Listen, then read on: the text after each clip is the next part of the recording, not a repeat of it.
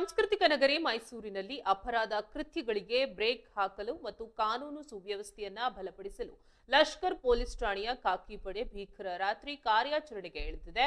June 9ರ ನಿನ್ನೆ ತಡರಾತ್ರಿ Lashkar police ಠಾಣಾ ಅಧಿಕಾರಿಗಳು ತಮ್ಮ ಇಡೀ ಶಸ್ತ್ರಸಜ್ಜಿತ ಸಿಬ್ಬಂದಿಗಳ ದಂಡಿನೊಂದಿಗೆ ಇಡೀ ನಗರದಾದ್ಯಂತ ಅತ್ಯಂತ ಖಡಕ್ ಆಗಿ ಏರಿಯಾ ಡಾಮಿನೇಷನ್ ಕಾರ್ಯಾಚರಣೆ ಕೈಗೊಂಡು ರೌಡಿ ಶೀಟರ್ಗಳು ಹಾಗೂ ಪುಂಡಪೋಖ್ರಿಗಳಿಗೆ ಸಿಂಹ ಸ್ವಪ್ನವಾಗಿದ್ದಾರೆ. ನಗರದ ಅತ್ಯಂತ ಪ್ರಮುಖ ರಸ್ತೆಗಳು, ಕತ್ತಲೆ ಆವರಿಸಿರುವ ನಿರ್ಜನ ಪ್ರದೇಶಗಳು ಹಾಗೂ ಗಲ್ಲಿಗಳಲ್ಲಿ ಖಾಕಿ ಪಡೆ ಭರ್ಜರಿ ಪಥಸಂಚಲನ ನಡೆಸಿದೆ.